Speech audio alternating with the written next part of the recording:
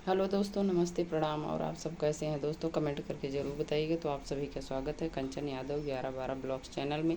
आप सब जाइए और सर्च कीजिए, अपना अपना प्यार दुलार आशीर्वाद दीजिए। दोस्तों चैनल पे नए आए हैं, सब्सक्राइब कर लीजिए, बेल आइकन को प्रेस कर दीजिए ताकि मेरे वीडियो का नया नोटिफिकेशन दोस्तों आप सब तक सबसे पहले पहुँचे। तो चलिए दोस्तों, देखिए आज मैं योगिनी एकादशी की सरल पूजा विधि करके दिखाई हूँ। तो देख सकते हैं दोस्तों, जिनके पास फूल नहीं है वो भी इस प्रकार से भगवान की सेवा कर सकते हैं।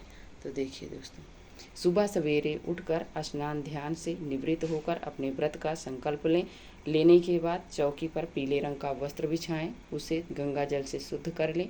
फिर इसके बाद थोड़ा सा तिल का आसन देकर भगवान को विराजमान कीजिए। प्रथम पूज्य गणेश भगवान को भी थोड़ा सा तिल का आसन देकर विराजमान कर लीजिए। ठाकुर जी हैं, उनके आसन के नीचे थोड़ा सा तिल डाल दीजिए और उन्हें इस पंचामृत हो सके तो उससे स्नान करवाइए, नहीं शुद्ध जल से स्नान करवा के पीले रंग का पोशाक धारण कीजिए। हो सके तो पीले रंग का ही उनके गले का माला हो, मुकुट हो, वो आप श्रृंगार कीजिए। करने के बाद फिर सभी को एक लोटे में जल लीजिए और सभी को भाव रूप से आप स्नान करवाइए। करवाने के बाद फिर सबका अंक पोषण भाव से कीजिए। करने के बाद सभी को पीले चंदन से तिलक कीजिए। देख सकते हैं मैंने सबको किया है। इस प्रकार से आपको पीले चंदन से तिलक करना है। करने के बाद फिर आप कुमकुम से तिलक करेंगे। देख सकते हैं गणेश भगवान को भी मैंने किया है, ठाकुर जी को भी रोली से, अपने दीपक में भी, थाली में भी तिलक कर लीजिए। करने के बाद सभी को हल्का हल्का तिल समर्पित कीजिए। अपने दीपक में भी डाल दीजिए। कहते हैं जैसे जैसे तिल चटकता है वैसे आपका कष्ट कटता है। तो देख सकते हैं मैंने यहाँ पर अपने दिया में भी डाल दी हूँ दोस्तों, देख सकते हैं। इस प्रकार से आप कीजिए और फिर इसके बाद आप धूप जला दीजिए, दीप जला दीजिए। जलाने के बाद अगर पुष्प है तो पुष्प समर्पित कीजिए, नहीं है तो कोई बात नहीं। फिर इसके बाद आप पूजा में रही कमी के लिए दक्षिणा चढ़ा दीजिए। जो आपसे बन पड़े, जो आपके घर में अवेलेबल हो, वो आप भगवान जी को भोग लगाइए। ड्राई फ्रूट, मीठा, फल वगैरह, और जो भी लगाइए उसमें तुलसी दल अनिवार्य होता है भगवान विष्णु के लिए। जो गणेश जी के लिए लगाएं उसमें नहीं लगता है, उसे अलग से भगवान जी के लिए, गणेश जी के लिए लगा दीजिएगा। तो देख सकते हैं मेरे पास भी तुलसी दल नहीं था, लेकिन मैं तुलसी की सूखी लकड़ी रखी हूँ दोस्तों। इससे स्पर्श करा के हम ऐसे भगवान जी को भोग लगा देते हैं। तो इस प्रकार से भी आप कर सकते हैं। तुलसी की लकड़ी हो, माला हो, जो भी हो उससे आप कर लीजिए इस प्रकार से।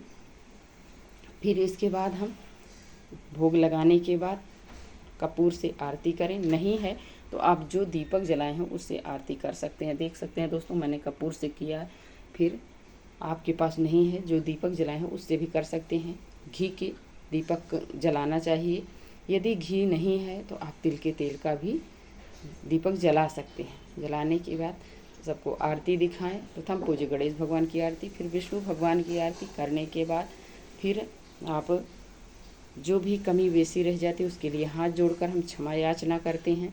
आप पहले नहीं दक्षिणा चढ़ाएं तो आप लास्ट में दक्षिणा चढ़ा दीजिए। फिर इसके बाद हाथ में थोड़ा सा जल पुष्प लेकर अपने आसन पे वहीं विराजमान होकर आप एकादशी माता की कथा सुने। और जो हाथ में जल या पुष्प जो भी लिए हैं या तिल लिए हैं उसको जल के लोटे में डाल दीजिए। सूर्य भगवान को अर्घ दीजिए। फिर इस प्रकार से हम लोग भगवान विष्णु की पूजा करते हैं एकादशी पर।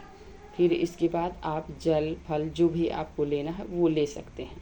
तो इस प्रकार हम योगिनी एकादशी की सरल पूजा विधि करके दिखाई हूँ दोस्तों। अब मिलती हूँ नेक्स्ट ब्लॉग वीडियो में। यदि आपको थोड़ी भी मेरी पूजा विधि समझ में आती है तो आप लाइक शेयर सब्सक्राइब कीजिएगा और बेल आइकन को प्रेस कर दीजिएगा ताकि मेरे वीडियो का नया नोटिफिकेशन दोस्तों आप सब तक सबसे पहले पहुँचे।